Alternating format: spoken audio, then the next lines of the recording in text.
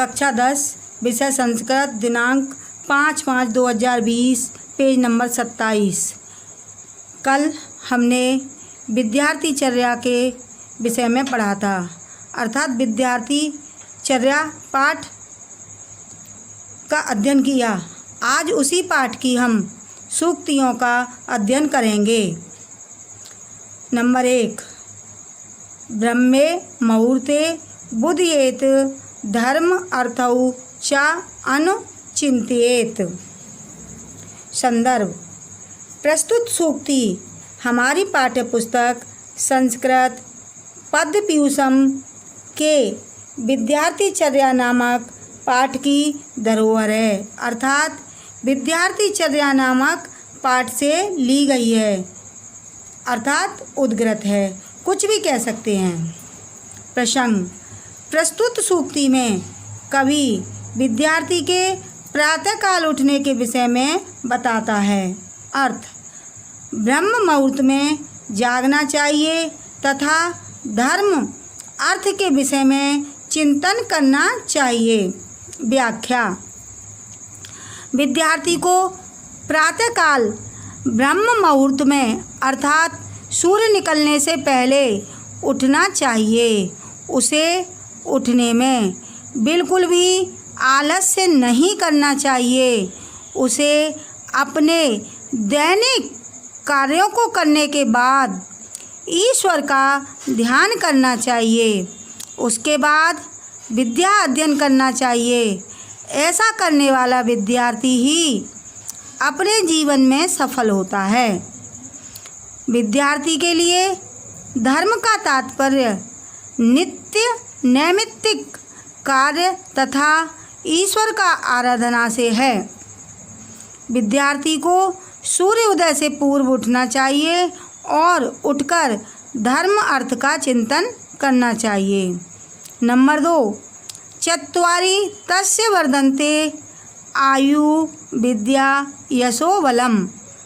संदर्भ: प्रस्तुत सूक्ति हमारी पाठ्यपुस्तक संस्कृत पद्यपीयूषम के विद्यार्थीचर्या नामक पाठ की धरोहर है।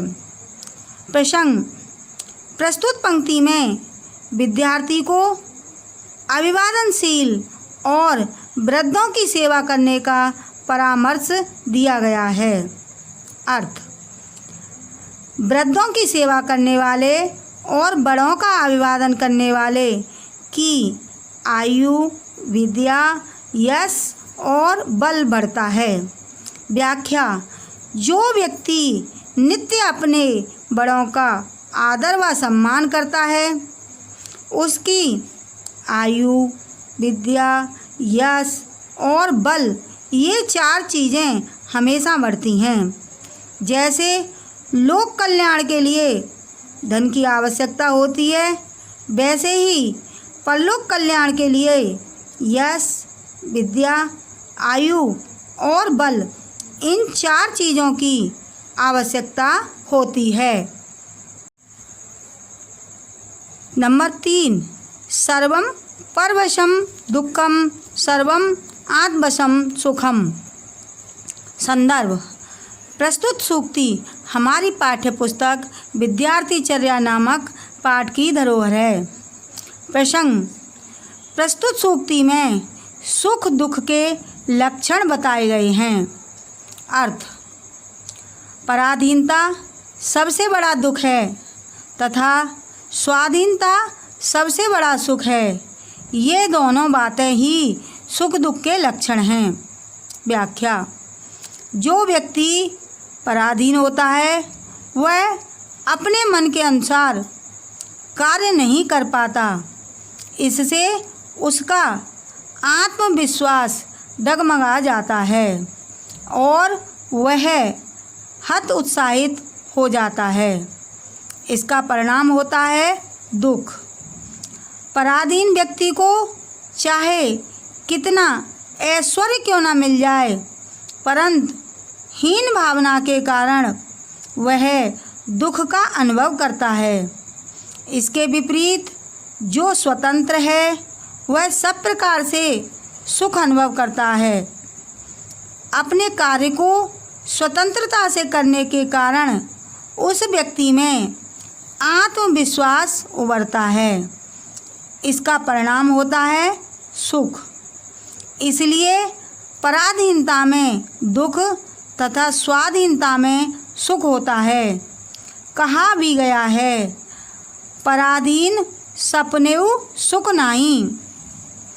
एक उदाहरण, एक व्यक्ति जो कुटिया में रहता है, कुटिया में रहने वाले व्यक्ति को जो अपनी कुटिया में रह कर के आनंद की प्राप्ति होती है, वह आनंद उसे ऐश्वर्यशाली महल में रह कर के नहीं होती।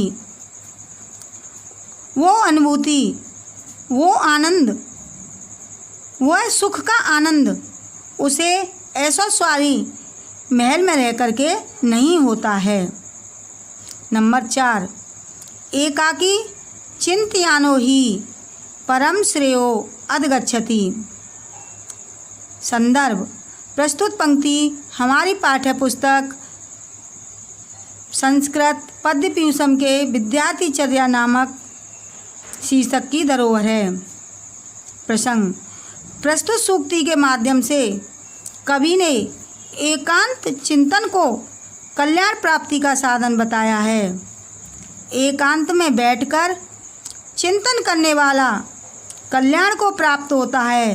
व्याख्या, जिसका मन एकाग्र होता है वह उचित और अनुचित को भी अच्छी प्रकार समझ लेता है तथा अनुचित को त्याग कर उचित को अपनाता है, जिससे फल की सिद्धि तो होती है, साथ ही आनंद की अनुभूति भी होती है।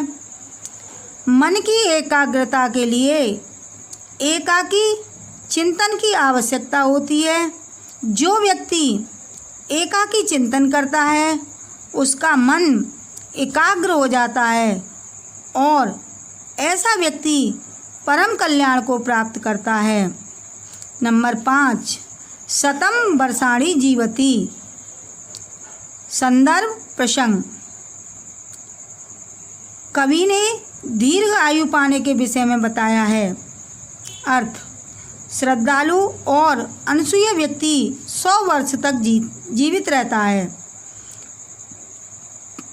व्याख्या, कवि कहता है कि सभी प्रकार के लक्षणों से हीन होते हुए भी जो व्यक्ति सदाचारी, श्रद्धावान है और दूसरों के गुणों में दोष नहीं ढूंढता है, वह इस लोक में 100 वर्ष तक जीता है।